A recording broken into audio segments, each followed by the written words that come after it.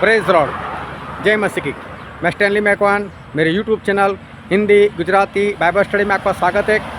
मेरे चैनल को आज अभी इसी वक्त आप सब्सक्राइब कर लीजिए और परमेश्वर के ज्ञान में आप बढ़ते जाओ। परमेश्वर ने याकूब का नाम इज़राइल रखा और इज़राइल का मतलब होता है जिसके लिए परमेश्वर युद्ध करते हैं। मतलब याकूब, अब तुझे युद्ध नहीं करना है, अब तेरे लिए मैं लड़ूंगा। आज कई लोग प्रचार करते हैं कि हम सच्चे इज़राइली हैं। आपको भी ऐसा महसूस करवाया होगा लोगों ने कि आप इज़राइली हैं। मैं बोलता हूं, अगर आप इज़राइल के हैं, अगर आप इज़राइली हैं तो आपके लिए परमेश्वर युद्ध करेंगे। आप बीमार होते हो तो आपकी बीमारी से आप लड़ते हो या परमेश्वर आपकी बीमारी से लड़ते हैं? क्या आपको दुख होता है? क्या आपको दर्द होता है? क्या आपको दवाई लेने के लिए जाना पड़ता है? क्या आप अस्पताल में भागते हो? क्या आप ऑपरेशन करवाते हो? क्या आप टाँके लगवाते हो? अगर ये सब कुछ करवा रहे हो, इसका मतलब युद्ध तो आप कर लड़ रहे हो, लड़ाई बीमारी से आप लड़ रहे हो, तो इसका मतलब परमेश्वर आपके लिए युद्ध नहीं कर रहे। क्या आपके जीवन में अशांति है तो इसका मतलब आप शांति पाने के लिए कुछ कर रहे हो, तो इसका मतलब परमेश्वर आपके लिए युद्ध नहीं लड़ रहे, आप खुद लड़ रहे हो। आप क्या सच्चे इजरायली सही में है? क्या आप इजराइल की औलाद है? क्या आप सच्चे इजरायली हो? सच्चे इजराइल आप कैसे बन सकते हैं, वो जानने के लिए मेरे साथ इस वीडियो में लगातार अंत तक बने रहो।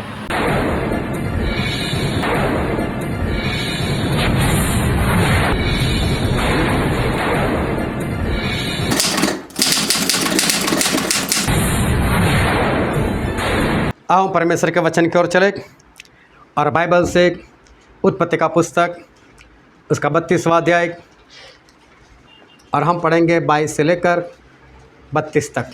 उसी रात को वह उठा और अपनी दोनों स्त्रियों और दोनों दासियों और 11 लड़कों के संग लेकर घाट के यक्कोब नदी के पार उतर गया और उसने उन्हें उस नदी के पार उतार दिया, वरन अपना सब कुछ पार उतार दिया और याकूब आप अकेला रह गया।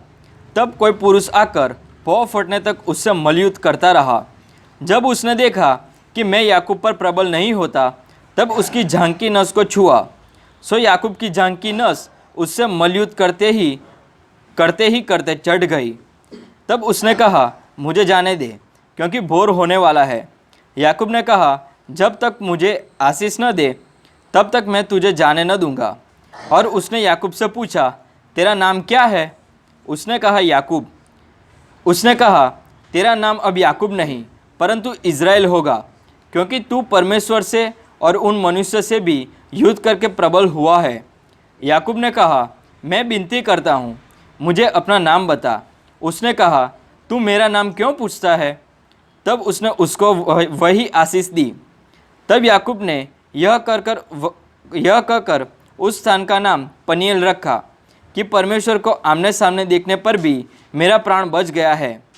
पनीएल के पास से चलते चलते सूर्य उदय हो गया और वह जांघ से लंगड़ाता था।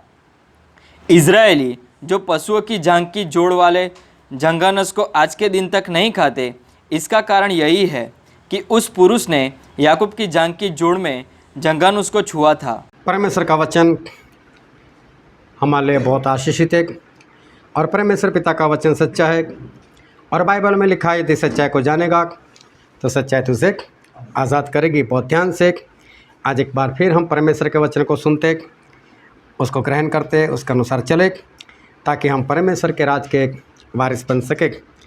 जब मैं नया मसीह में आया था और परमेश्वर को नया अभी जाना था और दिल के अंदर एक खुशी थी, दिल के अंदर एक अजीब सा आनंद था और ऐसा था कि बस जीना है तो परमेश्वर के लिए, मरना है तो भी परमेश्वर के लिए। और इसलिए लगातार बाइबल पढ़ना, एक मसीह होने के नाते बाइबल पहले भी पढ़ता था, लेकिन पहले दिन में एक बार, और वो भी एक चैप्टर, और वो भी बस मसीह है तो पढ़ लिया, वो चैप्टर क्या कहना चाहता है, कभी उसके ऊपर निगाह नहीं लगाना, बस ऐसे ही। लेकिन जब मसीह में आने के बाद बाइबल पढ़ना शुरू किया तो उस तरह से नहीं, अब सुबह से लेकर शाम तक देर रात तक बाइबल लगातार पढ़ता था। दिन के 11 घंटे 12 घंटे कभी उससे ज़्यादा भी बाइबल पढ़ना हो जाता था। और पहली बार जब मैंने बाइबल ख़त्म किया सिर्फ 3 महीने लगे थे। उसके बाद जब मैंने दूसरी बार बाइबल पढ़ना शुरू किया तो जब दूसरी बार मैं बाइबल पढ़ रहा था तो अब कुछ समझ कर मैं उसको पढ़ने लग गया कि परमेश्वर का वचन क्या कहता है। और जो पहली बार पढ़ा था वो भी याद आ जाता था। जब दूसरी बार पढ़ता था तो किसी वचन को लेकर याद आता था, ऐसा ही सेम टू सेम कहीं और भी लिखा है, कहाँ पर लिखा है वो मालूम नहीं, लेकिन याद आता था ऐसे पहले पढ़ा है। तो फिर मैं उसको ढूंढने लग जाता था, पहले कहाँ पर पढ़ा था, जिसके कारण मैं मार्क कर सकूँ कि ये वाला वचन इधर भी है। तो इसलिए वो छोड़कर जो पढ़ता था वो छोड़कर वो दूसरा वचन ढूंढने में मैं लग जाता था।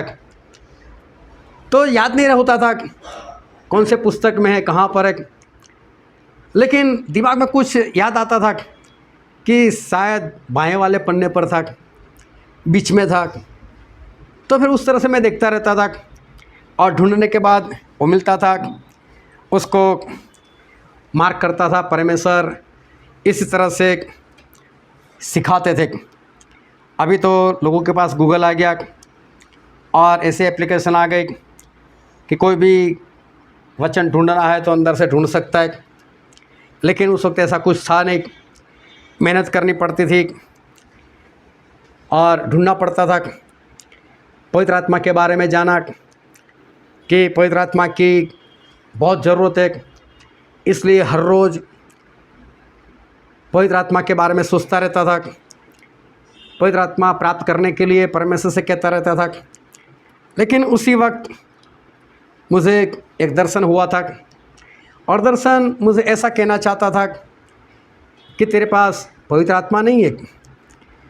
और दर्शन ऐसा था कि मैंने वाइट कलर का कुर्ता पायजामा पहना हुआ है और मैं हवा में उड़ रहा हूँ, मतलब मेरा पेट नीचे की साइड और ऐसे मैं हवा में ऊपर हूँ, लेकिन मेरे साथ कोई है जो मुझे दिखाई नहीं दे रहा है, लेकिन सिर्फ मैं अनुभव कर रहा हूँ, जिसने मुझे इस जगह से जैसे मेरे शर्ट के कॉलर को पकड़ा हो और उसके कारण मैं हवा में ऐसे उड़ रहा हूँ। अगर मुझे छोड़ दे तो मैं नीचे गिर जाऊँगा ऐसा। तो मुझे ऐसे हवा में उड़ा कर लेकर जा रहे, बड़े बड़े शहर बता रहे, बड़े बड़े अपार्टमेंट बता रहे, कोई मुझे उंगली नहीं कर रहा है देखो ऐसा कुछ नहीं, लेकिन मैं ऊपर से नीचे देख रहा हूँ ये सब कुछ, बड़े बड़े हाईवे देख रहा हूँ। और फिर उड़ते उड़ते हम ऐसी जगह पर गए जहाँ पर गांव थे और गांव के छोटे छोटे घर, मिट्टी वाला रास्ता, वो सब कुछ मुझे दिखाते गए। और फिर गांव के छोटे रास्ते, ढलान वाले रास्ते, वो सब दिखाया। फिर अचानक से मैंने अपने आप को देखा तो मैं पृथ्वी पर खड़ा था और मेरे सामने की ओर, चारों ओर जहाँ पर भी मैं देखता हूँ सब कुछ उज्जड़ है, ना कोई हरियाली, कुछ भी नहीं। लेकिन दूर से एक समुंदर की जिस तरह से लहर आती है उसी तरह से एक लहर दौड़ती हुई आ रही थी। उसकी स्पीड काफ़ी थी, लेकिन उस लहर के अंदर ऐसा लगता था जैसे काला ऑयल हो, कीचड़ हो, उसके अंदर कुछ काली गंदगी भरी हुई हो। ऐसा एक लहर मैं देख रहा हूँ जो मेरी ओर आ रही थी और धरती के इस कोने से लेकर उस कोने तक जो मुझे दिखाई दे रहा है जगह, वो पूरा भरकर वो आ रही है। मैं देख रहा हूँ उसको और मैं सोच रहा हूँ कि ये मेरे पास आ जाएगी, मेरे ऊपर से होकर चली जाएगी। मैंने सफ़ेद कुर्ता पायजामा पहना हुआ है, वो गंदा हो जाएगा तो मुझे पलट कर भागने दो। दर्शन में मैं सोच रहा हूँ ऐसा। और जब मैं पलट कर भागने को सोच रहा तो एक सोच ये भी आती है कि भागकर भी कहाँ जाओ, क्योंकि उसकी स्पीड इतनी है कि वो मुझे ओवरटेक कर देगी। तो मैं इंग्लिश में इतना बोलता हूँ, in the name of Jesus, बस। और मैं वहीं पर 2 कदम आगे बढ़ता हूँ और वो लहर मेरे पास आ जाती है और मेरे सर से लेकर पाँव तक ऊपर से चली जाती है। और जैसे ही चली जाती है, गुजर जाती है, मैं अपने आप को देख रहा हूँ, मेरे कपड़े अभी भी सफ़ेद है, उसके ऊपर कोई दाग नहीं। फिर मैं पीछे मुड़कर देखता हूँ, मुझे ऐसा लगता है इसके पीछे मुझे भागना चाहिए, कहाँ पर जा रहा है सब कुछ। और मैं भाग कर गया और धरती पर बस इतना ही चौड़ा एक गोलाकार का खड्डा था, सारा कुछ उसमें जाकर समा गया। और मैं अभी अपने आप को देख रहा हूँ तो उस खड्डे के ऊपर ऐसे एक दीवार है, 2 पिलर और ऐसे एक दीवार है, उस दीवार के ऊपर मैं खड़ा हूँ। दीवार इतनी पुरानी कि उसकी ईंटें जो है वो भी घिस चुकी है, सीमेंट और रेत वो भी गिर रहा है, और इतनी पुरानी दीवार वो दिख रही है कि मुझे डर लग रहा है कि अगर मैं थोड़ा सा भी हिला तो दीवार गिर जाएगी, और दीवार गिरेगी तो नीचे खड्डा है, मैं भी उसी खड्डे में चला जाऊंगा, मैं भी ख़त्म हो जाऊंगा। फिर मैं देखता हूँ तो दीवार सब कुछ गायब, और उस खड्डे के पास मैं खड़ा हूँ और आकाश से एक आवाज़ आती है कि इस खड्डे को खाली कर। और मैं सोच रहा हूँ कि इस खड्डे को खाली करने के लिए मेरे पास एक रस्सी चाहिए, एक बाल्टी चाहिए, कि जिससे मैं जिस तरह से कुएं में से लोग पानी निकालते उस तरह से मैं गंदगी निकाल कर कहीं पर फेंक सकूँ। मेरा दर्शन ख़त्म हो गया। हम लोग प्रार्थना में बैठे हुए थे, शुक्रवार का दिन था, दोपहर का वक्त था, और मुझे दर्शन हुआ था। ये मेरी लाइफ में सबसे पहला जो मुझे दर्शन हुआ वो था। और मैं अपने आप से जैसे सवाल कर रहा हूँ, मुझे अंदर सवाल आ रहा है कि परमेश्वर क्या था, और जैसे मेरे साथ कोई बात कर रहा है कि ये पहली बार मेरा अनुभव, बोले शहर में और गाँवों में पाप की गंदगी बहुत है, और उससे नरक का जो खड्डा है वो भरा जा रहा है, बहुत लोग नरक में जा रहे हैं, लेकिन मैं तुझे काम देता हूँ कि तू ऐसे लोगों को बचाओ। ये खड्डा जो भर रहा है उसको रोक, लेकिन तेरे पास ना बाल्टी है, ना तेरे पास रस्सी है, मत तेरे पास पवित्र आत्मा नहीं है। तो ये बात परमेश्वर ने मुझे बताई। वहाँ पर एक परमेश्वर के दास थे, जब हमारी संगति समाप्त हुई, मैंने उनको सिर्फ दर्शन के बारे में बताया, मुझे ऐसा ऐसा दिखा। मैंने बाद में कुछ नहीं बोला, लेकिन उन्होंने वही मतलब मुझे बताया कि परमेश्वर तुझे एक ऐसी बात कहने के लिए जा रहे। तो फिर मैं उस दिन भी हम उपवास के साथ इकट्ठा हुए थे, मैंने उपवास कंटिन्यू कर दिया। जब पवित्र आत्मा नहीं तो पवित्र आत्मा बिना ज़िंदगी क्या जीना, पवित्र आत्मा के बिना करना क्या है जिंदा रहकर। मैं हर रोज़ परमेश्वर से उपवास के साथ एक ही बात मांगने लगा, परमेश्वर पवित्र आत्मा दो, पवित्र आत्मा दो, पवित्र आत्मा दो। और उपवास की आदत हो गई, भूख नहीं लगती थी। मैंने सोचा ये उपवास का काम का एक दिन छोड़कर मैं खाने लग गया, क्योंकि एक दिन तो भूख ही नहीं लगती थी, एक दिन और भूखा रहने लगा। आज खाया शाम को, तो कल छोड़कर परसों खाना, उसकी भी आदत हो गई। फिर 3 दिन छोड़कर खाना। लेकिन परमेश्वर ने दया की, कृपा की, और मुझे अपने आत्मा से भर दिया, और परमेश्वर ने मुझे वो पवित्र आत्मा दिया, और परमेश्वर मेरा इस्तेमाल करने लगे।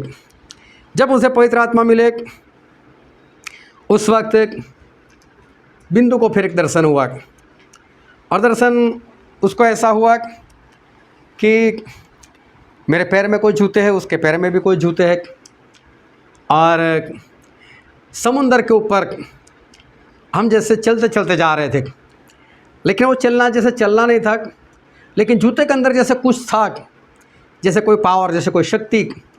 तो उसके कारण हम बहुत स्पीड में और बिंदास से जैसे समुद्र को क्रॉस कर रहे, ऐसा दर्शन हुआ। और मैंने परमेश्वर का बहुत धन्यवाद किया कि परमेश्वर, आपने पहले दर्शन बताया कि पवित्र आत्मा नहीं है, और दूसरी बार आपने ये भी दर्शन बता दिया कि मैंने तुझे पवित्र आत्मा से और पवित्र आत्मा के सामर्थ्य से मैंने तुझे भरा है। और फिर परमेश्वर मेरा इस्तेमाल भी करने लग गए, और मैं परमेश्वर के नाम से इधर उधर जाने भी लग गया। उस वक्त मेरे पास एक स्कूटर था, और स्कूटर को समझो वेंटिलेटर पर रखा हुआ था, ऐसा स्कूटर था। और उसको मैं चलाता था, क्योंकि उस वक्त जेब में पैसे नहीं होते थे, पेट्रोल भरवाने के पैसे होते नहीं थे, इंजन ऑयल बदली करना था, जब पेट्रोल के पैसे नहीं थे तो इंजन ऑयल तो भरवा ही नहीं सकता था। कभी कभी अगर पैसे आ गए तो 10-15 रुपये का मैं पेट्रोल डलवा कर कुछ काम कर लेता था। और स्कूटर की जो बॉडी है दोनों साइड से फट रही थी, और जहाँ पर पैर रखते थे वहाँ पर सिर्फ 1 इंच, वो 2 हिस्से होने में सिर्फ 1 इंच बाकी था, 1 इंच जुड़ा हुआ था बस। और उस वक्त मुझे विद्यानगर जाना हुआ, और मैं सोचा चलो स्कूटर से पहुंच जाऊंगा। जब स्कूटर लेकर मैं जा रहा था, जिस जगह पर मुझे जाना था वो जगह मुझे मालूम नहीं थी। मैंने किसी को पूछा, उसने मुझे गलत रास्ता बता दिया। रास्ता ऐसा बता दिया, वहाँ पर एक छोटी सी नहर थी, वह नहर पर चढ़कर चले जाओ उधर। और शुरू में तो अच्छा रास्ता दिखाई देता था, जब ऊपर जाकर मैंने देखा, जब स्कूटर जा रहा था, इतना छोटा रास्ता कि अब पैर रखने की जगह नहीं है। अगर मैं स्कूटर को खड़ा किया तो पैर रखने की जगह नहीं, डायरेक्ट मैं नीचे जाऊंगा, और खड्डा, पत्थर, और मुझे डर था 1 इंच बाकी है बस। अगर ये टूट गया तो मैं गया काम से। ऐसे हालात थे, लेकिन फिर भी जाते थे। उसके बाद स्कूटर सही में ख़त्म हो गया, और रिपेयर करवाने के पैसे थे नहीं। फिर उसके बाद मैं पैदल चलकर सेवा में लगा रहा।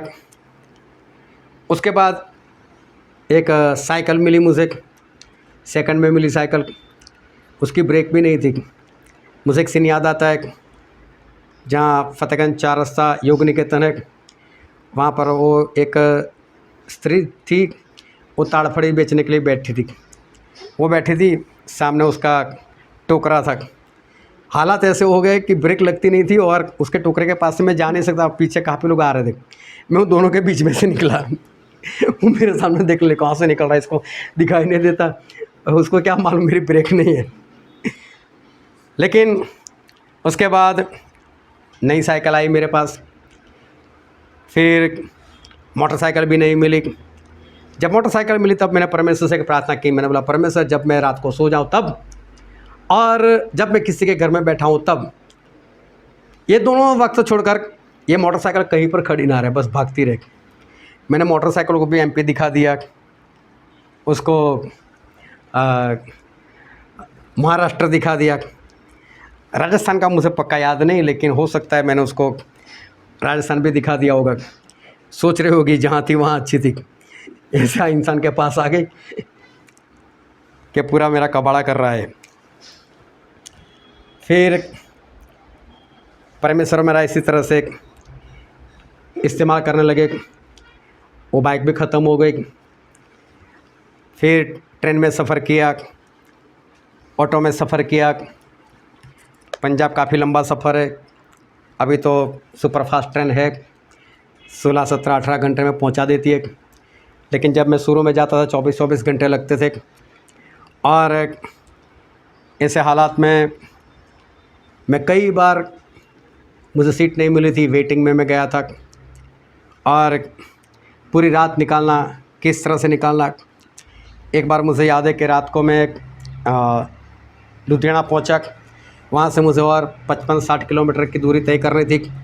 ठंड का वक्त तक ट्रेन लेट हो गई थी, उसको सुबह 10:30 बजे 12 बजे मुझे पहुंचाना था। उसने मुझे पहुंचा दिया रात के 11 बजे। अभी मैं किसको बुलाऊं, किसको परेशान करूं? मैं वो छोड़ा, किसी को परेशान नहीं करना, ये स्टेशन पर सो जाओ रात को। अभी पुलिस वाले वो भी किसी को सोने नहीं दे, जो सो रहे थे उनके पास कुछ पैसे ले रहे थे। बोला क्या करूं, कोई 2 लोग सो रहे थे, उसके साथ मैं भी जाकर सो गया। उनके पास पैसे ले लिए थे, समझ के ये भी अंदर का ही है। पूरी रात मैं वहीं पर रहा। ठंड इतनी थी कि मेरे पास जो कंबल था वो तो काम का ही नहीं था, लेकिन किसी तरह से सुबह तक निकाला।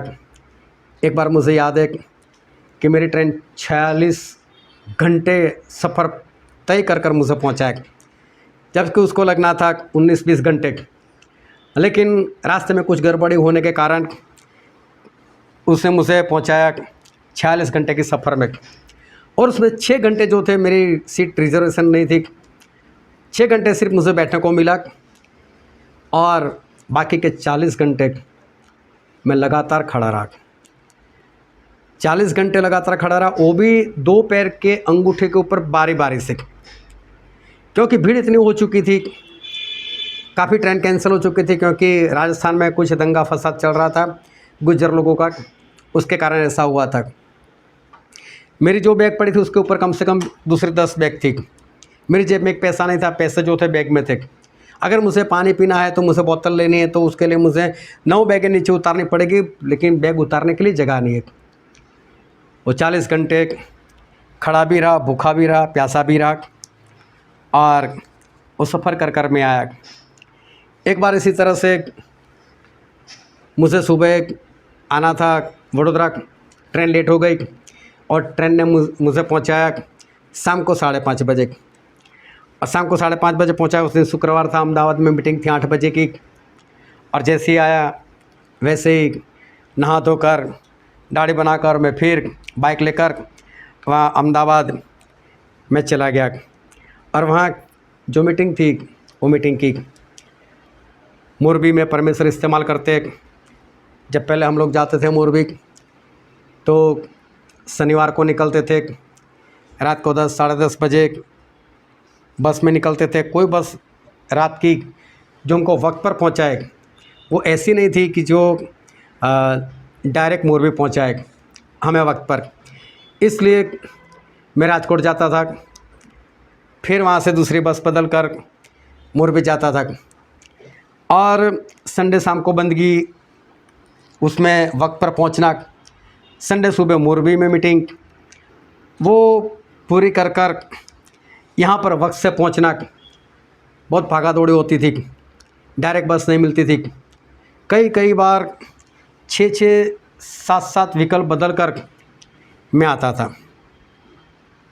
ध्यान से समझना कि मैं मेरे कोई कहानी नहीं बता रहा, लेकिन मैं परमेश्वर के वचन के बारे में ही आपसे कुछ बात करने वाला हूँ, और इसलिए ध्यान से सारी बातों को समझना। फिर मैंने उनको बोला यार कि संडे को हमको बहुत प्रॉब्लम हो रही, भागा दौड़ी ज़्यादा होती है, और हम आपके साथ भी ज़्यादा नहीं बैठ सकते, कोई और दिन तय करते। उसके बाद में बुधवार तय हुआ, आई बुधवार सुबह शांति से निकलते, डायरेक्ट मोरबी की बस पकड़ते, चले जाते। लेकिन रात को मीटिंग करने के बाद वहाँ से डायरेक्ट आज भी वडोदरा की कोई बस नहीं है। रात को 8:30 बजे के बाद कोई नहीं है। 8:30 बजे तो हमारी मीटिंग होती है, और जब हम निकलते हैं तो 11:15 बजे एक अहमदाबाद की बस मिलती है, जो 3:45-4 बजे अहमदाबाद पहुँचाती है। उसके बाद वहाँ 4:30 बजे वडोदरा की बस मिलती है, और वो 6:30 पौने 7 को वडोदरा पहुँचाती है। मतलब पूरी रात आज भी अगर मोरबी जाओ तो पूरी रात जागना पड़ता है, सफ़र में बैठा रहना पड़ता है, तब जाकर वहाँ पर परमेश्वर का काम हम कर सकते। मुंबई का परिवार मिला, वो तो बोलते हैं हर शुक्रवार को आओ, लेकिन हर शुक्रवार जाना मुश्किल है, क्योंकि शुक्रवार मैंने अहमदाबाद वाले को दिया हुआ है। इसलिए तय किया कि एक शुक्रवार अहमदाबाद जाएंगे तो एक शुक्रवार मुंबई जाएंगे। अभी मुंबई पास में तो है नहीं, अगर सुपर फास्ट ट्रेन में जाओ तो कम से कम 6 घंटे लगते। 6 घंटे का सफ़र करो तो 6 घंटे का सफ़र करने के लिए ट्रेन की टिकट होनी चाहिए, सीट रिजर्वेशन होनी चाहिए, हर हफ्ते करवाओ। 2 बार मेरा ऐसा हुआ कि मेरे पास कोई सीट नहीं थी, मैं जनरल में बैठकर रात को आया, और शनिवार को सुबह यहाँ पर पहुँचना, और वहाँ पर भी पहुँचकर जैसा स्टेशन, अगर पनवेल पहुँच गए तो एक ट्राम पकड़कर उनके घर जा सकते। अगर दादर की ट्रेन मिली तो 2 ट्राम बदलनी पड़ती है। कभी अहमदाबाद में जाकर ट्राम को देखना, अगर आप सिर्फ खड़े रहोगे, पीछे से ऐसा धक्का लगेगा ना, आप ट्रेन के अंदर चले जाओगे, और ऐसा धक्का लगेगा कि ट्रेन से बाहर भी आ जाओगे दूसरे स्टेशन पर। संभल कर अंदर जाना पड़ता है, संभल कर खड़ा रहना पड़ता है, कहीं बीच में उतरना ना पड़े। हमारा स्टेशन कौन सा है वो याद रखना पड़ता है, किसके बाद आएगा वो सब कुछ देखना पड़ता है, और तब जाकर ये सब काम करते हैं। लेकिन बहुत ध्यान समझना, इन सारे मुश्किलों में परमेश्वर सहायता करते, चाहे कितना भी सफ़र हो, कैसा भी सफ़र हो, किस तरह से भी सफ़र हो, लेकिन सारी बातों में परमेश्वर हमारे साथ रहते हैं। जब हम परमेश्वर के लिए कुछ करते हैं तो परमेश्वर हमारे साथ रहते हैं, और परमेश्वर हमसे अच्छी तरह से व्यवहार करते हैं, और परमेश्वर सब कुछ हमारा देखते। 40 घंटे खड़े रहने के बाद भी परमेश्वर थकान महसूस नहीं करने देते कि तू थक गया है। कोई थकान नहीं होती। कितना भी सफ़र कर आओ, और मोटरसाइकिल से चाहे 100 किलोमीटर जाना हो तो भी परमेश्वर इतना बल देते, शक्ति देते, क्योंकि जब हम परमेश्वर के साथ तो परमेश्वर हमारे साथ होते, और परमेश्वर को मालूम है, इसलिए परमेश्वर सब कुछ संभालते, सब कुछ परमेश्वर हमारे लिए वो करते। एक भाई साहब थे, और उनके घर में मीटिंग थी, मालूम नहीं उनको मेरे प्रति क्या हो गया। जब भी हम आराधना करते थे और उनको लगता था कि भाई आराधना ख़त्म हो जाएगी, तब मेरे कान में आकर बोल देते थे, चलिए भाई 2 गाना और ले लो ना, 2 गाना और ले लो। और उस वक्त जब मीटिंग हो रही थी, आराधना कर रहे थे, उस बार भी मेरे कान में आकर बोला, लेकिन इस बार कुछ अलग से बोला आराधना बंद कर दो, बहुत हो गई। मैंने सोचा कहीं जाना होगा इनको, ऐसा तो कोई बोलते नहीं होगा। तो मैंने भी आराधना रोक ली, वचन चले, और वचन होने के बाद पूरा परिवार उठकर बाहर जाकर बैठ गया। हम जो मीटिंग करने के लिए वो अंदर और परिवार बाहर। अभी क्या करें, मैं समझ गया कुछ तो गड़बड़ी है। हर बार चाय नाश्ता देते थे, इस बार पानी भी नहीं दिया। मैं भी निकल आया। मैंने सोचा अगले हफ्ते यहाँ पर नहीं होने वाली मीटिंग, और ऐसा ही हुआ। दूसरे हफ्ते मैं घर से निकलूँ उससे पहले फ़ोन आ गया, चलिए भाई मत आना, हम लोग बाहर हैं। मैं कोई बात नहीं। दूसरे हफ्ते फिर चलिए भाई हम बाहर हैं, मत आना, कोई बात नहीं। तीसरे हफ्ते मैं नहीं गया। मैंने किसी को बोल दिया जाकर देख लो कि वो लोग घर पर है या नहीं है, और क्या बोलते क्या नहीं देखते। तीसरे हफ्ते उनका भी फ़ोन नहीं आया कि हम बाहर हैं, आप मत आओ मीटिंग में। लेकिन घर पर ताला लगा कर वो खुद बाहर निकल गए थे, और मेरी बहन को भी मिल गए, और उसको तो बोल दिया कि मैंने तुम्हारे भाई को मना कर दिया कि मेरे घर आना ही नहीं है। सही में ऐसा मुँह पर नहीं बोला था मुझसे, ऐसा कुछ नहीं बोला था, लेकिन कहलवा दिया। मैं समझ गया ये लोग नहीं चाहते, जो भी है चलो छोड़ो। तो मैंने उनके घर पर जाना मैंने भी बंद कर दिया। कुछ वक्त बिता, एक बार मैं मेरी भांजी को लेने स्कूल में चला गया, और वही स्कूल में उनकी लड़की भी पढ़ती थी, वो भी लेने के लिए आए थे। वो कार में, मैं मोटरसाइकिल पर, हम दरवाजे पर, वो बाहर निकल रहे थे, मैं अंदर जा रहा था। जोरों से स्टैंली बस खड़े रहो, और आके से प्रेम से चिपक पड़े कि जैसे हमारे बीच में कुछ हो ही ना। बोले आप तो हमारे घर ही नहीं आते। अब मैं क्या बोलूँ उनको, मूर्ख तो मैं हूँ नहीं, बोल तो मैं भी सकता हूँ भाई साहब आपने ऐसा किया था, कौन आएगा आपके घर। ये परमेश्वर का दास कभी ऐसा नहीं करता, नहीं बोलता कुछ, वो मूर्ख होता है, नहीं बोलता। मैंने उनको पूछने, ठीक है कोई बात नहीं, आ जाऊँगा। बोले आना आना, अरे हाँ आऊँगा। 2-3 दिन और हो गए, मैं तो नहीं गया उनके घर। फिर 3 दिन के बाद एक बार फिर फ़ोन आया, चलिए भाई आप घर पर नहीं आए, हमारा एक्सीडेंट हुआ है, घर पर आओ। ठीक है, मैं गया, और भाई साहब ने तौलिया लपेटा हुआ था, मुझे देखकर चले गए अंदर। मतलब फिर वही बात है, फिर आए कपड़े पहनकर, फिर अच्छे से मिले, गले में लगा कर मिले। बोले पवित्र लोगों को नहा धोकर मिलना चाहिए, इसके लिए मैं पहले नहाने चला गया। मैं अंदर से बहुत खुश हुआ कि यही इंसान लोगों को बोलता था कि ऐसा है वैसा है, मैंने उसको मना कर दिया। आज परमेश्वर उसी के मुंह से बोल रहे कि एक पवित्र इंसान को नहा धोकर मिलना चाहिए। परमेश्वर सहायता करते। अगर आप परमेश्वर में जीवन जियो तो परमेश्वर आपको सहायता करते। 23 साल से ज़्यादा हो गए, परमेश्वर अस्पताल नहीं जाने देते, परमेश्वर सहायता करते। अगर आप परमेश्वर में जियो तो परमेश्वर आपके लिए सब कुछ करने के लिए तैयार। एक बार किसी परिवार में कुछ गड़बड़ी हो गई, मतलब उनका जो लड़का था वो मेरे साथ संगति में, परिवार वाले को पसंद नहीं, और पसंद नहीं इसलिए एक बार मुझे फ़ोन कर दिया, और फ़ोन कर उनकी पत्नी ने मुझे धमकी दे दी बोले मेरा पति आपके पास आता है, मैं खुदकुशी कर लूँगी ये।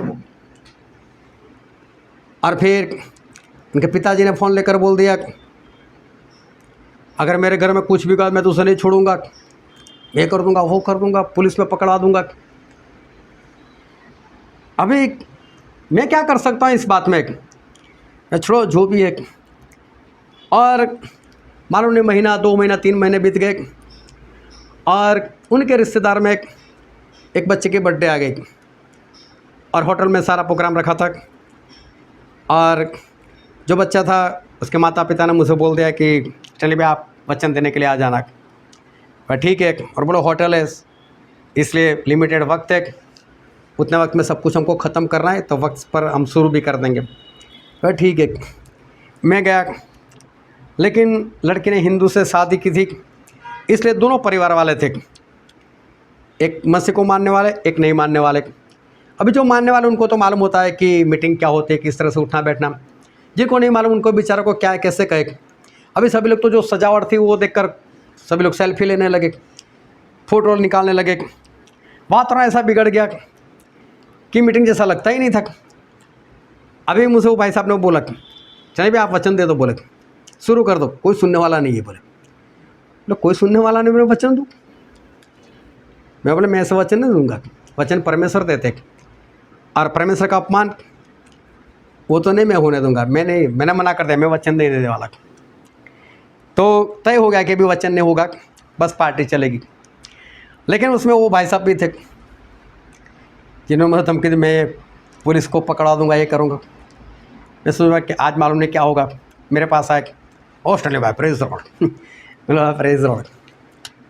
फिर जब पता चला कि वचन नहीं होने वाले, केक काटने वाले थे, वो खड़े हो गए, ए सभी लोग शांत हो जाओ, हमारे बीच में परमेश्वर के दास है स्टैनली भाई, और बिना वचन कैसे केक काटना है, सभी शांत हो, कोई कुछ नहीं बोलेगा जब तक स्टैनली भाई बोलेंगे। उन्होंने स्टैंड लिया। हालेलुया। परमेश्वर सहायता करते, परमेश्वर मदद करते कि जब हम परमेश्वर के साथ रहते तो परमेश्वर हमारे साथ रहते।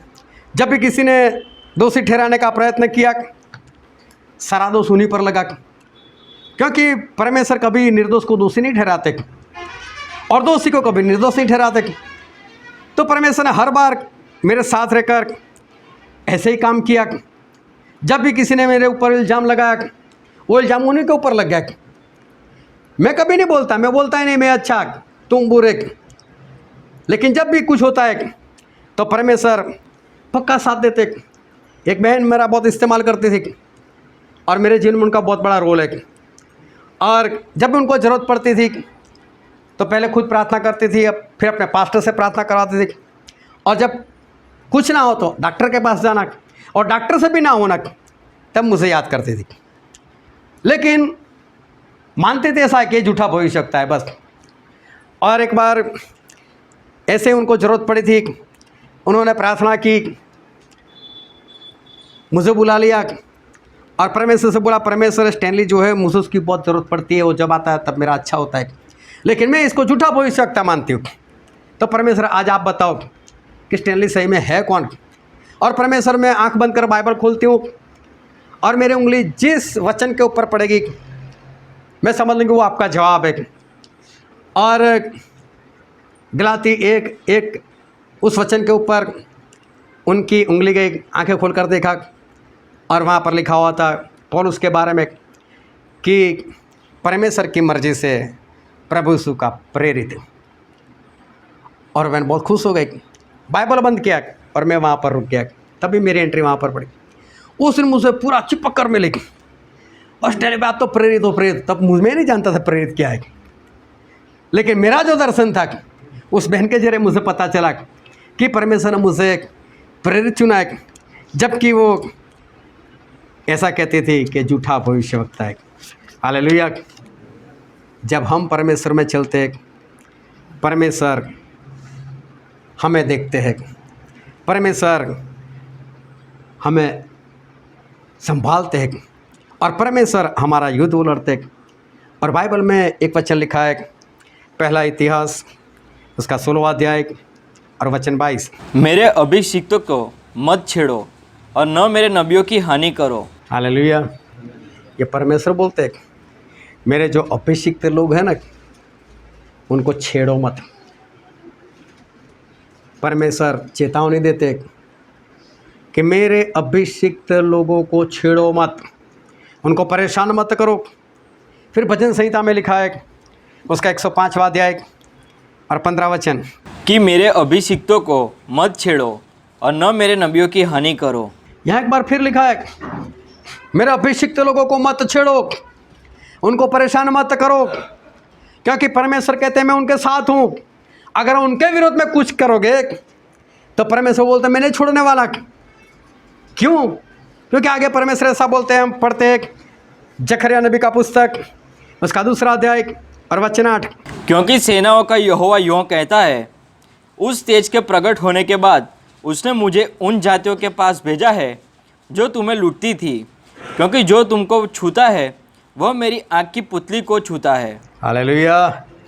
दोनों हाथों को उठाकर बोलो हालेलुया।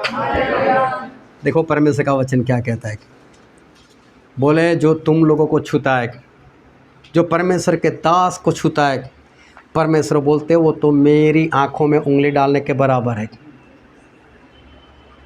मत छेड़ो परमेश्वर के लोगों को, परमेश्वर मना कर रहे।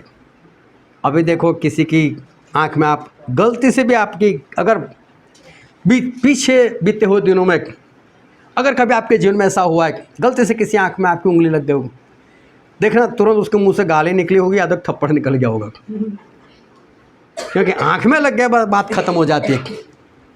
अंधा है, दिखाई नहीं देता। अब परमेश्वर यहाँ पर बोलते कि मेरे दासों को कुछ करना, उनको छूना, मतलब मेरी आँख की पुतली को छूना, वो बहुत भयानक सी बात है। परमेश्वर इस तरह से अपने लोगों के साथ रहकर काम करते। पता है परमेश्वर मेरे साथ क्यों इस तरह से रहते, क्यों परमेश्वर मेरे साथ इस तरह से काम करते? ध्यान से समझना, मैं परमेश्वर का खास हूँ, मैं परमेश्वर के लिए खास हूँ। ये मैं भी जानता हूँ, मेरे परमेश्वर भी जानते हैं। और मैं आज आपको ये कहना चाहता हूँ, आप भी परमेश्वर के खास बन सकते हो। हालेलुया। जो कुछ परमेश्वर अपने दासों के साथ रहकर करते वो सब कुछ परमेश्वर आपके साथ रहकर कर सकते। आज मैं आप सभी लोगों को बोलना चाहता हूँ, सभी लोगों को मैं उत्तेजन देना चाहता हूँ कि आप परमेश्वर के खास लोग बन सकते हो। लेकिन कैसे? ध्यान से समझ तक आज परमेश्वर आपको यही सिखाने वाले कि आप परमेश्वर के खास कैसे बन सकते हो, किस तरह से परमेश्वर आपके पक्ष में रहकर आपके लिए युद्ध लड़ेंगे, किस तरह से कोई आपके ऊपर उंगली करेगा तो परमेश्वर उसकी उंगली को तोड़ देंगे, किस तरह से कोई आपके ऊपर दोष लगाएगा तो परमेश्वर उसको दोषी ठहराएंगे। कब परमेश्वर आपके साथ रहकर इस तरह से काम करेंगे। आज जो वचन हमने पढ़ा था उत्पत्ति का पुस्तक उसका 32वां अध्याय 22 से लेकर 32 जो वचन हमने पढ़ा था, वहाँ पर याकूब की बात की है। और याकूब जो है वो अपने ससुराल से वापस अपने घर आ रहे थे। उस वक्त उनकी पत्नियां उनके साथ थी, उनके बच्चे 11 बच्चे उनके साथ थे, काफ़ी पशु उनके साथ थे, काफ़ी नौकर उनके साथ थे। याकूब बहुत ही आशीषित थे। अभी जब वो वापस अपने घर के पास आ रहे थे तब उनको एक पुरानी घटना वो याद आई थी। और घटना ऐसी थी कि उनका बड़ा भाई जो था एसाव, वो याकूब को मारना चाहते थे। और याकूब को डर लगता था कि मेरे भाई के पास में चला गया, मेरे भाई ने मुझे मार दिया, तो इसलिए लोगों को आगे भेज दिया। बोला सब लोग आगे जाओ। और कुछ पशु, अच्छे अच्छे पशु अपने भाई एसाव के लिए छोड़ दिए। बोले जब भी मेरा भाई मिले एसाव तो उसको ऐसा बोलना तेरा दास याकूब उसने सब कुछ भेजा है, ताकि उसका क्रोध शांत हो जाए मेरे प्रति और मेरे से अच्छी तरह से बात करे। इस तरह से याकूब ने सभी को भेज दिया था और याकूब वहीं पर रात में रुक गए थे। रात अंधेरी थी। अंधेरी रात कहने का मतलब चांद भी नहीं था, क्योंकि चांद 15 दिन देखता है, 15 दिन नहीं देखता है। ऐसी अंधेरी रात याकूब अकेले, और याकूब को महसूस हुआ कोई आया हुआ है यहाँ पर। और अंधेरे में एक आकृति नज़र आ रही है, काली काली सी, कोई चेहरा नज़र नहीं आ रहा, कुछ नहीं दिख रहा है। थे परमेश्वर, उसे नहीं मालूम। उसे तो इतना ही मालूम है रात के वक्त कोई चोर होगा, कोई लुटेरा होगा। और याकूब ने ऐसे उसको पकड़ा और ऐसे गिराना चाह, बस मार देता हूँ इसको भी। बाइबल ने लिखा है मल्ल युद्ध किया। मल्ल युद्ध का मतलब होता है उसमें कोई ऐसे मुक्का नहीं मारता, ऐसे लात नहीं मारता, बस उसको गिरा कर उसको ख़त्म करता है। और याकूब ने उसको ऐसे पकड़ा और ऐसे पकड़कर ऐसे गिराना चाह। याकूब के अंदर भी ताकत है, उसको मालूम है कि मुझे एक इंसान को जिसको उन्होंने पकड़ा है, तो पकड़कर पता चल गया कितनी बॉडी है, तो अंदाजा आ जाता है कि इनकी ताकत कितनी होगी, तो मुझे कितनी ताकत लगानी इसको गिराने में। और उन्होंने जो ताकत लगाई उनको ऐसा ही गिर जाएगा। लेकिन हुआ ऐसा कि ताकत ज़्यादा लगाई और उनको ऐसा था ये गिर जाएगा कि इतनी ताकत से, लेकिन सामने वाले में ताकत और थी, वो गिरा नहीं पाए। और गिरा नहीं पाए तो उनका खुद का बैलेंस चला गया, वो खुद गिर पड़े। खुद गिर पड़े तो वापस उठे, वापस पकड़ा के, वापस और ताकत, उतनी ताकत भी काम नहीं, दूसरी बार गिर गए, तीसरी बार गिर गए। लेकिन याकूब है जो ठहरने का वक्त नहीं ले रहे, उठते गए, उसको गिराने का प्रयत्न करते रहे, उठते रहे। बार बार ऐसा। सुबह होने को आई, परमेश्वर ने देखा ये भी थकता नहीं है। परमेश्वर तो उसको कुछ किया ही नहीं, वो तो बस ऐसे ही खड़े ले, बस गिरा दे तुम उसे। याकूब को कहाँ मालूम परमेश्वर है। लेकिन जब सुबह होना है तो याकूब को पता चल गया कि मेरे में इतनी ताकत है कि सामने वाला जो भी है उसको मैं मार तो सकता हूँ, लेकिन मैं मार नहीं पाया। इसका मतलब सामने वाला मुझसे ताकतवर है, चाहे बॉडी से नहीं पता चलता, लेकिन है ताकतवर। और परमेश्वर ने देखा कि सुबह हो जाएगी, अगर सूरज निकल गया, इसने मुझे देख लिया तो यहीं पर मर जाएगा, अभी निकलो यहाँ से। तो परमेश्वर ने जैसे जाने का प्रयत्न किया, याकूब समझ गए जा रहा है, तो उसको ये भी मालूम है कि मुझे मारा तो नहीं उन्होंने, मैं तो इतने प्रयत्न किए, उन्होंने एक भी प्रयत्न नहीं किया। उन्होंने पकड़ लिया, समझ गया परमेश्वर है। जैसे ही हाथ पकड़ा, परमेश्वर ने ऐसे उंगली उसके जांघ के पास ऐसे अड़ा दी, जैसे ही टच किया उसका पैर से मोच आ गई।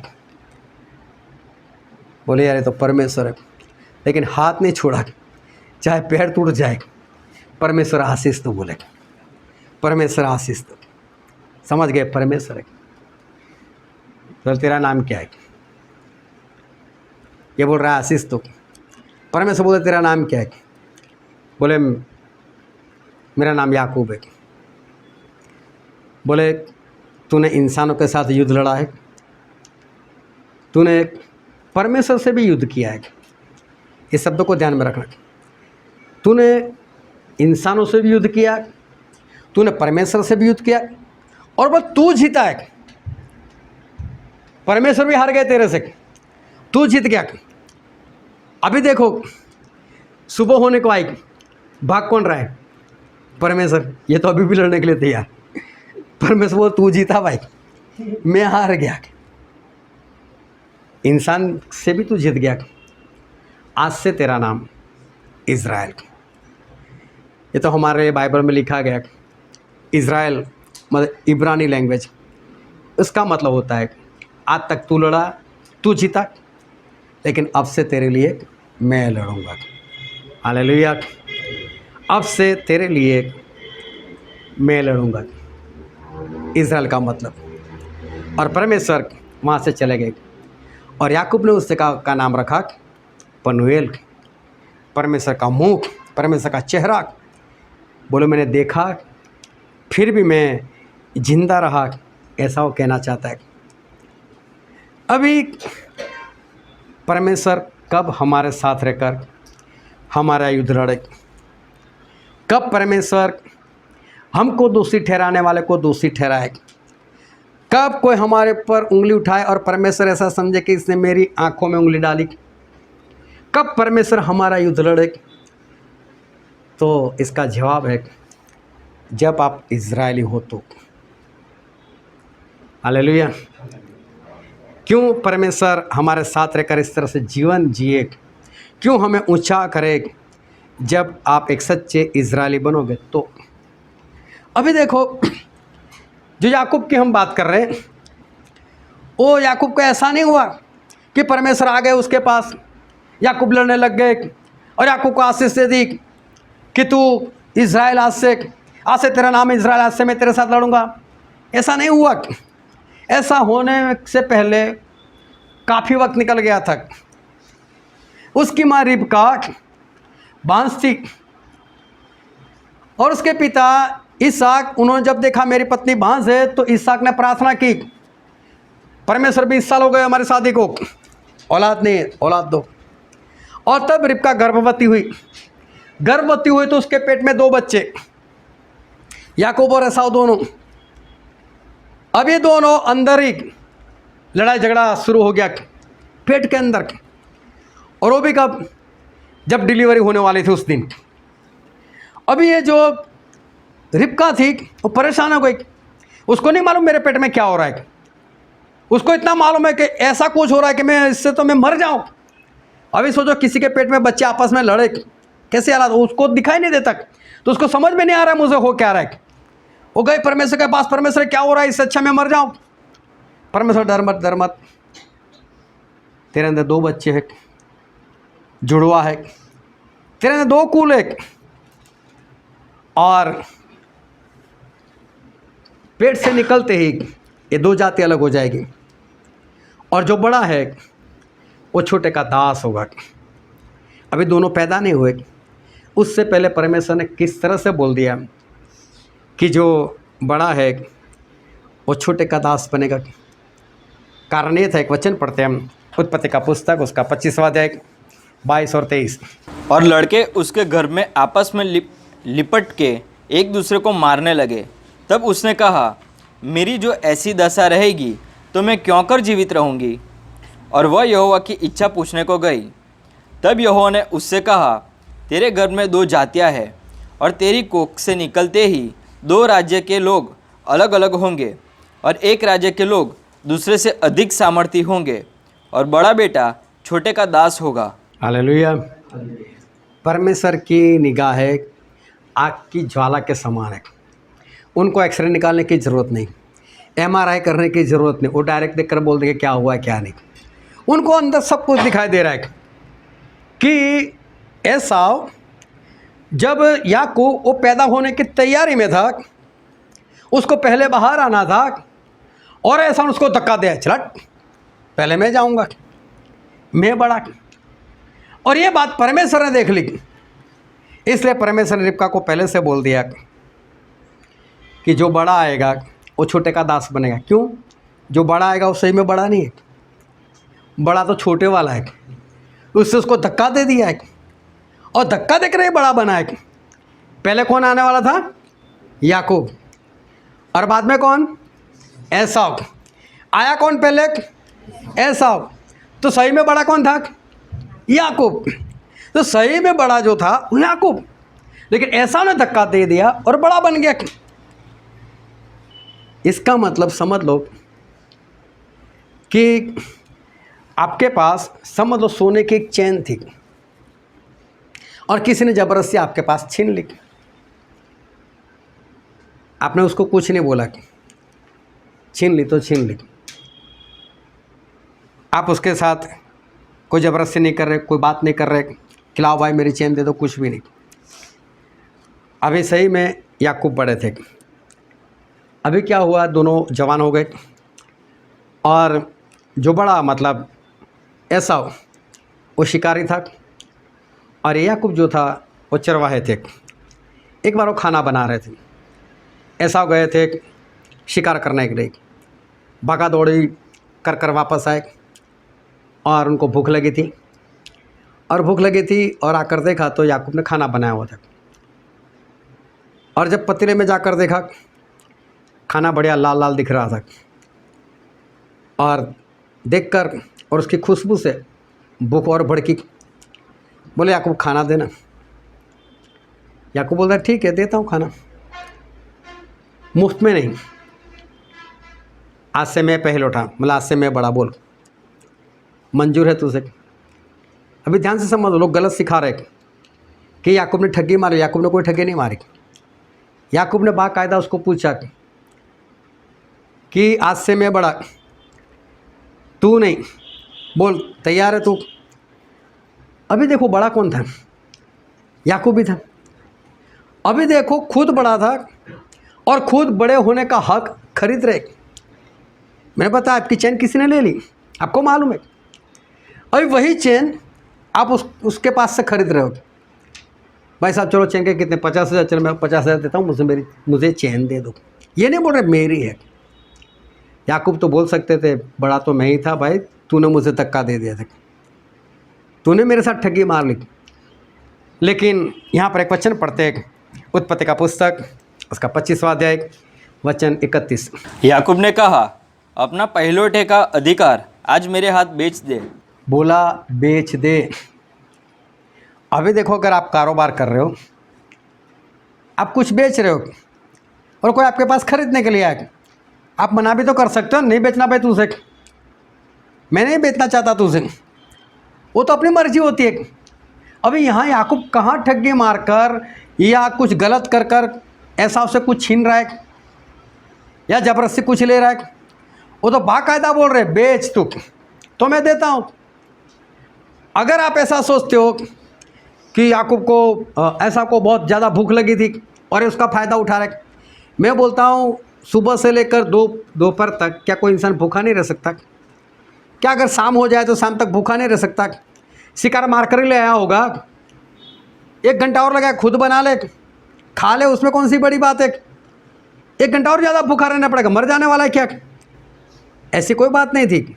हम पूरा दिन भूखा रहते हैं, उपवास करते, कुछ नहीं होता।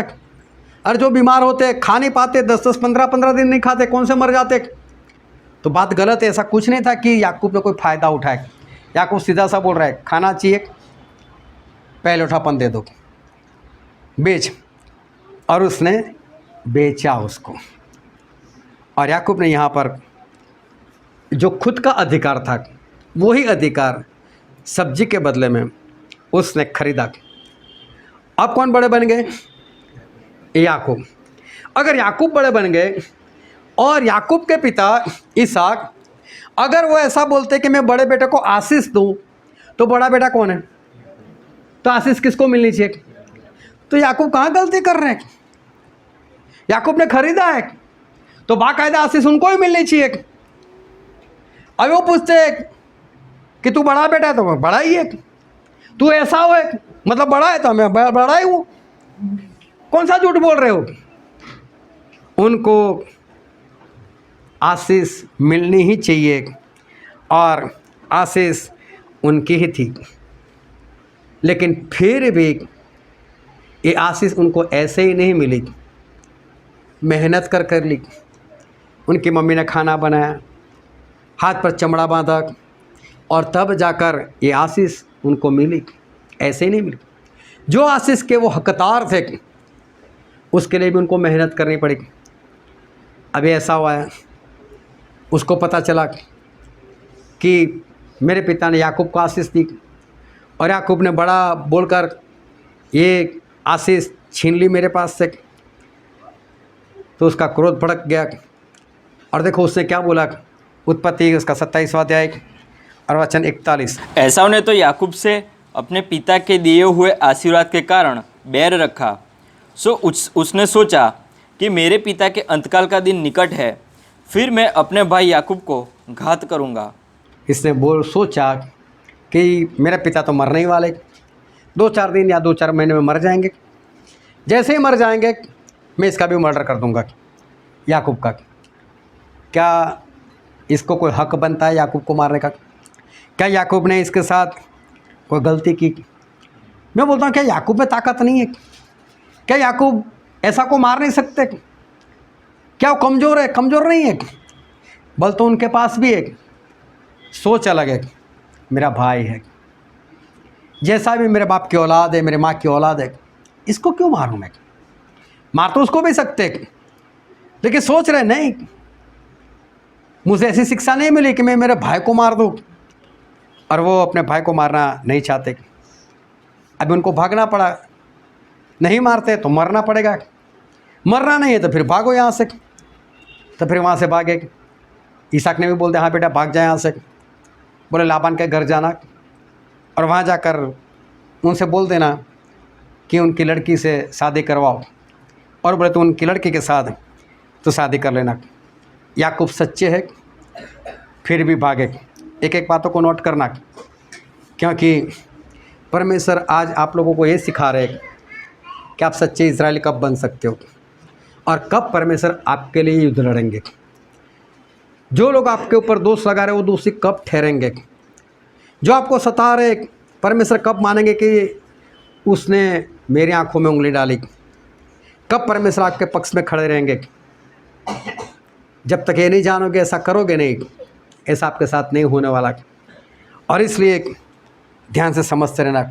याकूब सच्चे थे, ताकत इतनी थी ऐसा को मार सकते, लेकिन फिर भी भागे। क्यों? मुझे मेरे भाई को नहीं मारना, ना ही उससे कोई नफ़रत करना है। अभी याकूब चले गए लाबान के पास, उनके मामा लगते थे। वहाँ जाकर अपने पिता की सारी बात बता दी कि देखो मुझे आपकी लड़की से शादी करने को बोला है। अभी शादी करनी है तो लड़की पसंद तो करनी पड़ेगी। कई लोग समझते कि याकूब ने लव मैरिज किया, ये लव मैरिज नहीं था। उनके पिता ने बोला था दो बहन थी, तो दो में से एक को तो पसंद करनी थी। अब एक निगाह में कमज़ोर थी, दूसरी अच्छी थी, तो फिर आप भी ऐसी वैसी देखकर कहाँ पसंद करते हो? आप भी जब पसंद करने के लिए तो देखा तो सही, मन ही मंदिर सोच लिया कि मेरे साथ में खड़ी रहेगी तो कैसे लगेगी, तभी तो आपने हाँ बोला। कि ये कौन सा लव मैरिज है? इसको लव मैरिज नहीं बोलते। अभी याकूब को पसंद आ गए राहेल छोटी थी, उससे अपने मामा को बता दिया कि मामा ये राहेल, उसके साथ शादी करनी। बोले ठीक है करा दूंगा शादी। और वहाँ पर बाइबल में ऐसा लिखा है, हम पढ़ते हैं, उत्पत्ति उसका 29वां अध्याय और वचन 20। सो याकूब ने राहेल के लिए 7 बरस मजदूरी की, और वे उसको राहेल की प्रीति के कारण थोड़े ही दिनों के बराबर जान पड़े। अभी जब इसने बोला कि राहेल के साथ मुझे शादी करनी है, बोलता है मुफ्त में नहीं करवाऊंगा, मजदूरी करो। बोले कि मजदूरी करो तो शादी करवाऊंगा। बोलते हैं कितनी? बोले 7 साल। बोले कोई बात नहीं, करता हूँ मजदूरी, वैसे ही यहाँ पर रहना ही था, काम करना ही था। 7 साल मजदूरी की। एक एक बात को नोट करना कि याकूब अपनी पत्नी के लिए 7 साल मजदूरी करते। उसके बाद जिस दिन शादी होनी थी तो उसके पिता ने शादी करवा दी बड़ी बेटी की। अब मुझे नहीं मालूम किस तरह से इन लोगों ने शादी की होगी, करवाई होगी, मुंह ढका हुआ होगा या तो फूलों से ढका हुआ होगा, कैसे मालूम नहीं, लेकिन शादी के वक्त नहीं पता चला। लाइट तो थी नहीं उस ज़माने में। सुबह हुई और सुबह देखा तो साथ में तो लिहा पड़ी है, और बोला तू थी? बोले मेरी तो शादी हुई है। बोले मामा ने भी धोखा किया। हो गया मामा के पास और मामा को बताई बात। बोला आपने मेरे साथ ऐसा क्यों किया? और पढ़ो तो उसका 25वां वचन। भोर को मालूम हुआ कि यह तो लिया है, सो उसने लाबान से कहा, यह तूने मुझसे क्या किया है? मैंने तेरे साथ रहकर जो तेरी मजदूरी की, सो क्या राहेल के लिए नहीं की? फिर तूने मुझसे क्यों ऐसा छल किया? देखो मेरे साथ ऐसा छल क्यों किया, धोखा क्यों किया? धोखा किसके साथ हुआ? याकूब के साथ। याकूब ने किसी का धोखा नहीं किया, याकूब के साथ धोखा हुआ है। उसके मामा ने धोखा किया उसके साथ, और उसके बाद क्या हालात होते हैं, वो बोलते नहीं मुझे तो राहेल चाहिए थी। और आगे पढ़ो उसका 27वां वचन। इसका सप्ताह तो पूरा कर, फिर दूसरी भी तुझे उस मजदूर के लिए मिलेगी जो तू तू मेरे साथ रहकर और 7 वर्ष तक करेगा। अब उसके मामा ने बोला और 7 साल मजदूरी कर, बोले तो राहेल मिलेगी। 7 साल और मजदूरी की, मुफ्त में नहीं मिली इसको पत्नी, 7 साल और मजदूरी की और तब उसको राहेल मिली। याकूब पैदा होने से पहले बहुत कुछ सहन कर रहे, जब पेट में थे तभी भाई का सहन किया, उसने धक्का दिया, कुछ नहीं बोला, कोई बात नहीं। बाहर निकले, उसके बाद बाहर निकलने के बाद फिर पहले टॉफन खरीदना पड़ा उनको, मुफ्त में नहीं मिला, आशीष भी लेनी पड़ी उनको। उसके बाद खुद सच्चे, फिर भी उनको भागना पड़ा, फिर वो भागे।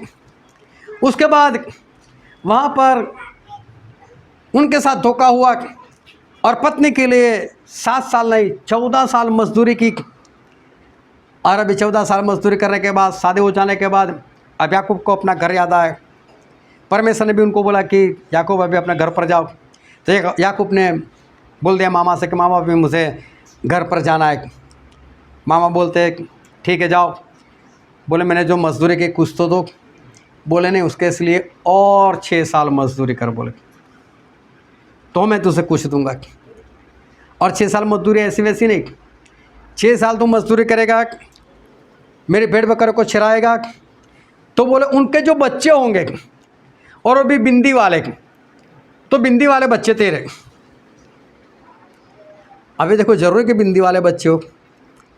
याकूब बोलते कोई बात नहीं। याकूब ने भी आइडिया लगाया, जहाँ पर पानी पिलाने के लिए जाता था वहाँ पर कुछ वनस्पति काट कर उसने वहाँ पर डिज़ाइन लगा कर रख दी, बिंदी वाली डिज़ाइन। और जो जो भेड़ बकरी होती थी, गर्भवती होती थी, वहाँ कर उसको बिंदी को देखती थी। एक साइकोलॉजी है, ऐसा होता है। और उनको बच्चे बिंदी वाले ही हुए। लाबान को ऐसा एक भी नहीं होगा, या तो सारे बच्चे बिंदी वाले। बोले तूने मेरे साथ ठगी मार दी। अब ये कौन सा कलर देने के लिए गया था, ये कौन सा डिज़ाइन देने के लिए गया था, नाम उसी का है। बोला पट्टी वाली तेरी, जा बिंदी वाली मेरी। ठीक है, उसने वहाँ पर डिज़ाइन बदल दी, पट्टी वाली बना दी। अब जो बच्चे सारे पट्टी वाले हुए। हालेलुया। मेहनत कर रहे याकूब। याकूब परमेश्वर से कुछ नहीं कर रहे, परमेश्वर मेरे और देखो, परमेश्वर सारे बच्चे बिंदी वाले आने चाहिए, परमेश्वर सारे बच्चे पट्टी वाले आने चाहिए, नहीं। होगी प्रार्थना उनकी, लेकिन मेहनत कर रहे। परमेश्वर मुझे शक्ति दो, वो सामर्थ्य में मेहनत कर रहा हूँ। और तब जाकर वो वहाँ से 20 साल के बाद वापस निकले। और बाइबल में ऐसा लिखा है, उत्पत्ति उसका 31वां अध्याय और 36 से लेकर 41 पढ़ो तो। तब याकूब क्रोधित होकर लाबान से झगड़ने लगा और कहा, मेरा क्या अपराध है, मेरा क्या पाप है कि तूने इतना क्रोधित होकर मेरा पीछा किया है। तूने जो मेरी सारी सामग्री को टटोल कर देखा, सो तुझको सारी सामग्री में से क्या मिला?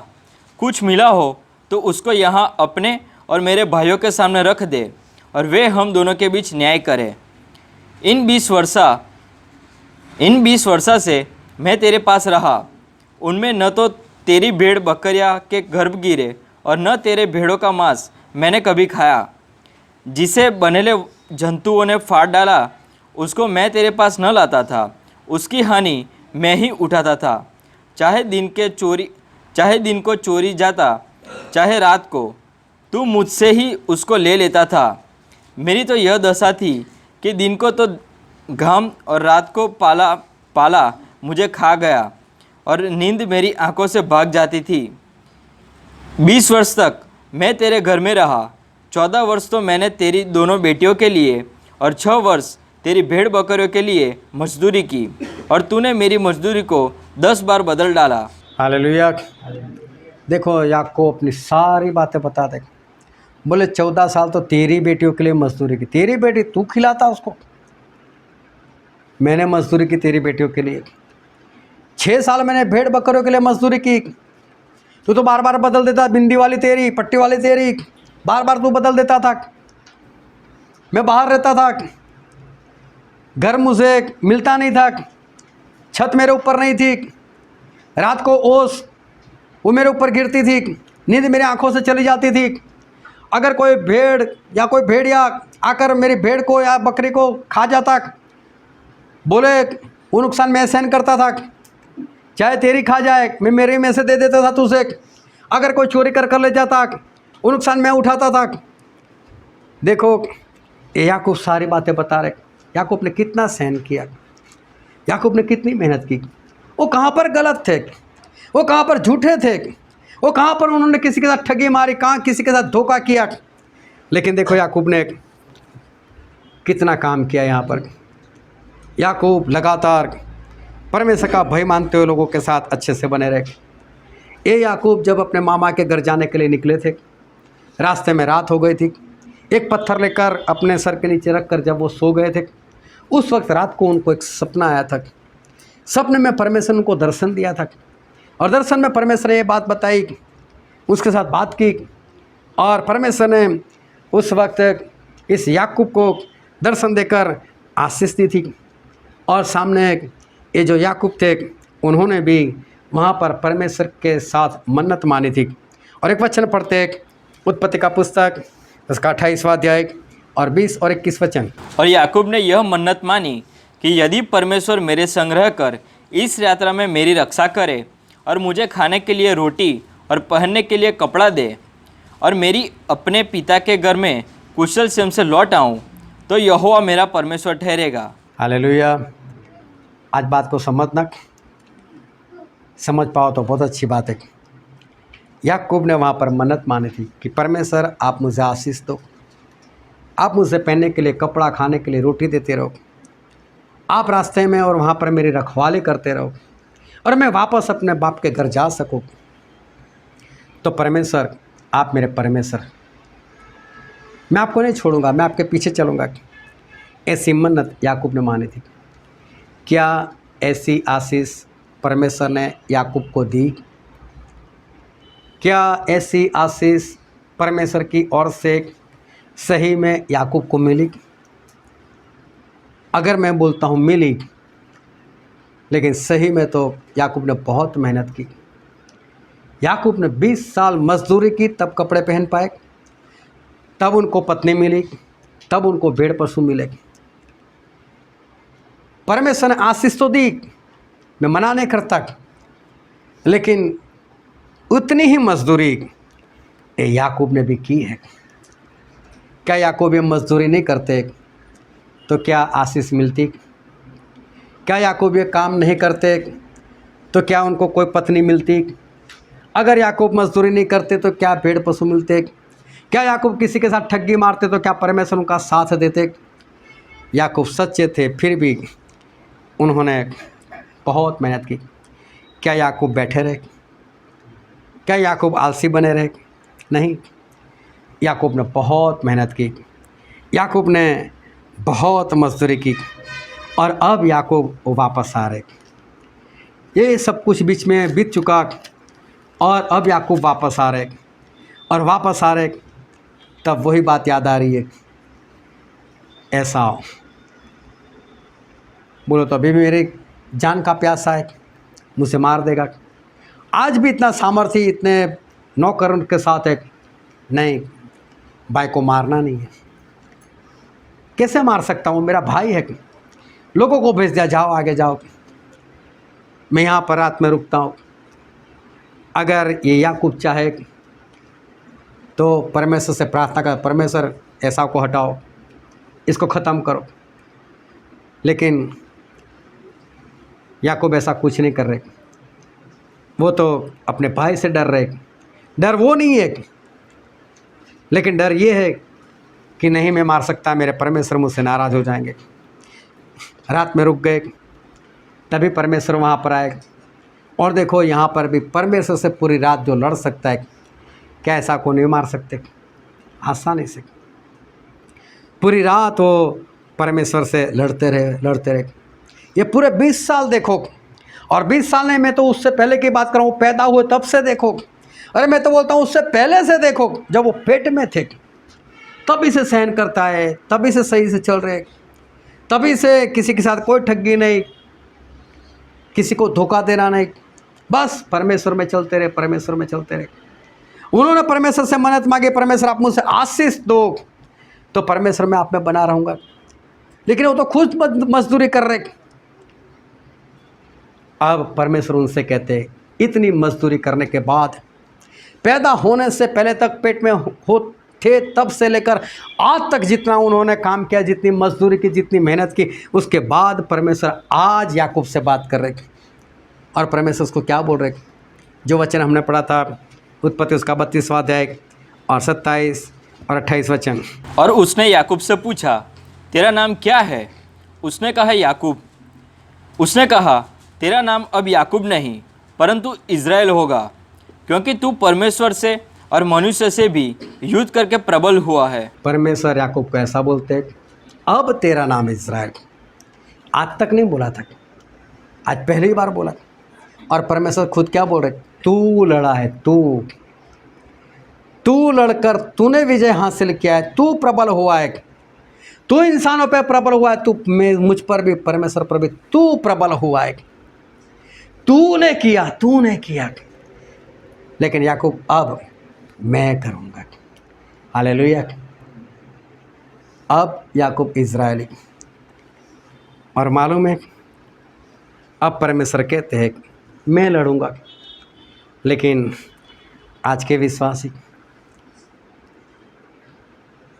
वो तो यही बोलते हैं, जितने मसीह के हैं वो अब्राहम की संतान और अब्राहम के वारिस, हम सच्चे इज़राइली। ऐसे ही ना लड़ना, ना शस्त्र वस्त्र पहनना, ना बाहर निकलना, ना मंडली में उपयोगी काम करना, ना किसी एक को जोड़ना, ना एक आत्मा जीतना, कोई काम नहीं, कुछ नहीं करना। और बोलते हैं मैं इज़राइली। खाक तू इज़राइली, खाक तेरे लिए परमेश्वर लड़े। आज तक लड़ा तू, आज तक भागा तू, आज तक दौड़ा तू, क्या किया तूने आज तक कि मैं तुझे बोलूं तू इज़राइली? ये याकूब पैदा होने से पहले से लड़ता आया हुआ है और आज मेरे साथ लड़कर आज मेरे पर भी प्रबल हुआ है, तब मैं बोलता हूं तू इज़राइल। आज से मैं तेरे लिए लड़ूंगा। तू लड़ाई क्या है? तू निकला कहां? तूने किया क्या परमेश्वर के लिए कि आज परमेश्वर तुझे बोले कि तू इज़राइली? अफसोस है ऐसी जिंदगी पर। आज मालूम है, स्टैनली भाई बुखार हुआ है, प्रार्थना करो। अरे इतना तो लड़। और जैसे ही बुखार गया, मैं इज़राइली। तू लड़ा तो तू इज़राइली। स्टैनली भाई मेरे घर में शांति है, मेरे घर में लड़ाई झगड़ा है, प्रार्थना करो। तो मेरा भाई लड़ना और शांति की आत्मा को भगाना, शांति का पुत्र बनना, तुझे प्रार्थना यहाँ करवानी है। जैसे शांति आए, मैं इज़राइली। वाह, लड़ना नहीं है, कुछ करना नहीं है। कुछ भी होता है पास्टर प्रार्थना करो, कुछ भी होता है स्टेली भाई प्रार्थना करो। मेरा कारोबार आशीषित नहीं हो रहा है, मेरा कारोबार नहीं चल रहा है, मेरी तनख्वाह नहीं बढ़ रही है, मुझे नौकरी नहीं मिल रही। और सभी के लिए तो फोन करते हो। लड़े किस बात के लिए? किस बात के लिए दौड़े? मेरा कर्जा बहुत हो गया है, परमेश्वर को बोलो उतार दे। जब खुद दौड़ते नहीं, लड़ते नहीं, प्रार्थना किसी से करवाते, तुझे तो कुछ करना ही नहीं, बस परमेश्वर ही करते रहे। और बनना है इज़राइली। ऐसे इज़राइली नहीं बना जा सकता। याकूब पैदा होने से पहले लड़ते गए। तब मालूम नहीं कितने सालों के बाद, जब 11 बच्चे पैदा हो चुके थे, उसके बाद आकर परमेश्वर ने उसको बोला कि याकूब तू बहुत लड़ा, अब मैं लड़ूंगा। परमेश्वर ने देखी उसकी लड़ाई, उसकी मेहनत देखी, और तब जाकर परमेश्वर ने बोला अब मैं लड़ूंगा। और बाइबल में एक वचन पढ़ते, दूसरा इतिहास उसका 20वां अध्याय और वचन 17। इस लड़ाई में तुम्हें लड़ना न पड़ेगा, हे यहूदा और हे यरूशलेम, ठहरे रहना और खड़े रहकर यहोवा की ओर से अपना बचाव देखना। मत डरो और तुम्हारा मन कच्चा न हो। कल उनका सामना करने को चलना और यहोवा तुम्हारे साथ रहेगा। बाइबल में लिखा है इस युद्ध में तुम्हें लड़ना नहीं पड़ेगा, उनका सामना करने के लिए निकलो। उस यहोशापात के विरोध जब 3 सेना आ चुकी थी तब की बात है। याजेल पवित्र आत्मा से पढ़कर बोल रहे, बोले निकलो, और सिपाही लोग शस्त्र वस्त्र पहनकर निकल, तुम्हें नहीं लड़ना पड़ेगा। बस बात यही है कि आज का विश्वासी उन सभी से बेहतर, सभी से ज़्यादा चालाक होशियार है। परमेश्वर जब मुझे लड़ना नहीं तो क्यों भगाते हो, बैठे रहने दो मुझसे घर में, मुझे बैठे रहने दो घर में। ऐसे इजरायली नहीं बना जा सकता। क्यों परमेश्वर आपको भगाने की बात कर रहे, क्यों परमेश्वर आपको बोलते तैयार होकर निकलो, क्यों परमेश्वर बोलते सामना करने के लिए निकलो। मैं लड़ूंगा, लेकिन सामना क्यों करना है, क्यों सामना करने के लिए निकलना है जब परमेश्वर लड़ने वाले तो। और फिर आगे लिखा उसका 25वां वचन पढ़ो तो। तब यहोशापात और उसकी प्रजा लूट लेने को गए, और लोथों के बीच बहुत सी संपत्ति और मन भावने गहने मिले। उन्होंने इतने गहने उतार लिए कि उनको न ले जा सके, वरन लूट इतनी मिली कि बटोरते बटोरते 3 दिन बीत गए। हालेलुया। परमेश्वर ने इसलिए इनको बाहर निकाला था कि युद्ध तो मैं लड़ूंगा। याकूब को बोला था। इसलिए आज इज़राइल, लोगों को लगता है इज़राइल बहुत पावरफुल, बहुत टेक्निक है इनके पास। अरे इनके पास कोई टेक्नोलॉजी ना हो, कोई पावर ना हो, कुछ भी ना हो, तो अभी इज़राइल ही जीतने वाला है। कोई चाहे कितनी भी बात करे आज, लेकिन इज़राइल को कोई नहीं मार सकता। बात ख़त्म है। परमेश्वर ने बोल दिया है मैं लड़ूंगा, बात ख़त्म। टेक्नोलॉजी हो या ना हो, लेकिन इज़राइल ही जीतने वाला है। ये तो याकूब की आशीष इस यहोशापात को भी मिल रही।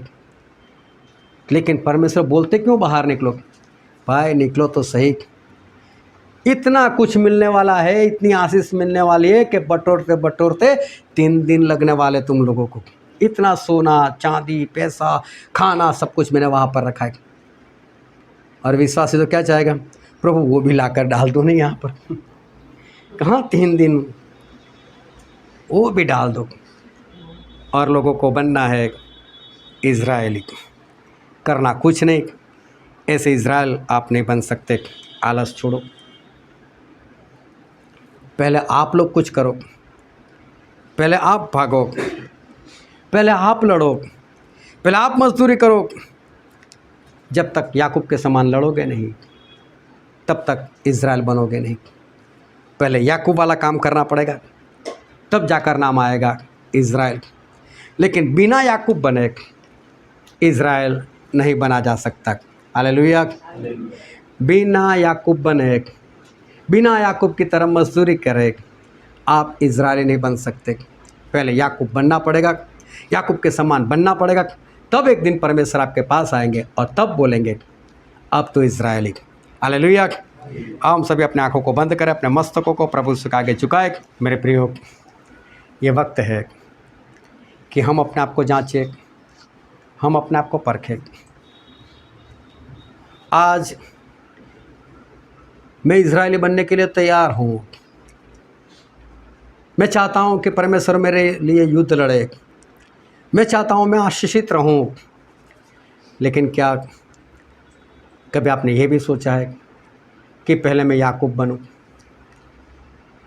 पहले मैं याकूब की तरह मजदूरी करूँ, मैं भागूँ दौड़ूँ। मेरे प्रिय, परमेश्वर कभी नहीं बदलते। वो सही में आपको इज़राइली बनाना चाहते हैं, वो आपके पक्ष में रहना चाहते हैं, वो आपको ऊंचा उठाना चाहते हैं, वो आपके लिए लड़ना चाहते हैं। लेकिन उससे पहले आपको याकूब बनना पड़ेगा, याकूब की तरह कुछ करना पड़ेगा। तब परमेश्वर आपको पक्का इज़राइली बनाएंगे। सिर्फ परमेश्वर के वचन बोलने से हम इज़राइली नहीं बन सकते। बाइबल की कुछ आयत मुँह ज़बान कर कर वो बोलकर हम अपने आप को इज़राइली नहीं बना सकते। हमें पहले याकूब बनना पड़ेगा, याकूब की तरह लड़ना पड़ेगा। तब एक दिन परमेश्वर पक्का आपके पास आएंगे और परमेश्वर आपसे कहेंगे कि आज से तेरा नाम इज़राइल। लेकिन उससे पहले हम याकूब बने। आज परमेश्वर के पास जाए और आज तक याकूब बनने का प्रयत्न नहीं किया, उसके लिए परमेश्वर से क्षमा मांगे। और परमेश्वर से कहे कि परमेश्वर, मैं याकूब बनना चाहता हूँ, मैं याकूब का काम पूरा करना चाहता हूँ। परमेश्वर से वाचा बांधो कि परमेश्वर, मैं सच्चा इजरायली बन सकूँ, आप मुझे कह सको कि आज से मेरा नाम इज़राइल, उसके लिए मुझे तैयार करो। और परमेश्वर आपको पक्का बल देंगे ये वचन समझने के लिए, ग्रहण करने के लिए, उसके अनुसार चलने के लिए। प्रभु यीशु की कृपा हम सभी पर होने पाए।